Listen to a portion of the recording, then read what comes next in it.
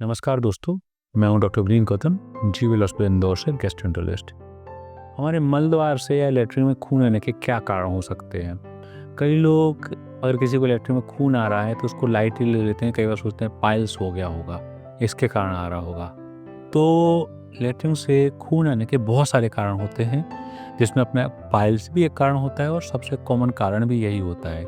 लेकिन नॉर्मली ये young age में होते हैं कई बार, या ओल्ड एज में भी हो सकते हैं। बट लैट्रिन में खून आने का एक बड़ा कारण कैंसर भी होता है।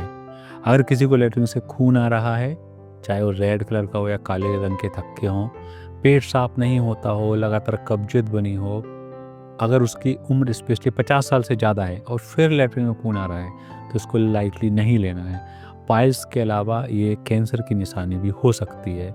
जो रेक्टम का कैंसर होता है या जो मल द्वार का कैंसर होता है, उसके लक्षण 50 साल के बाद आते हैं, जिसमें लैट्रिन में खून आना मुख्य लक्षण होता है। उसके अलावा पेशेंट को पेट साफ नहीं होगा, उसको कब्जियत बनी रहती है, साथ में भूख में भी कमी आएगी और वजन में भी कमी आएगी।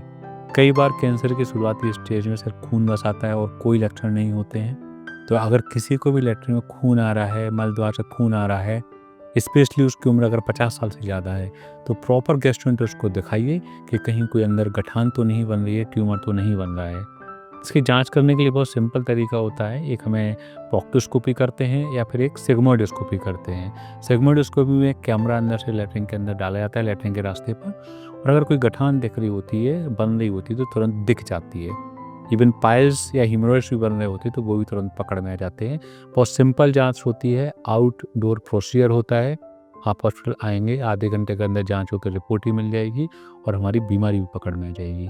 तो किसी को भी अगर लैट्रिन में खून आ रहा है, उसको लाइटली नहीं लेना है, तुरंत प्रॉपर अच्छे गैस्ट्रोएंटरोलॉजिस्ट को दिखाना है। नमस्कार।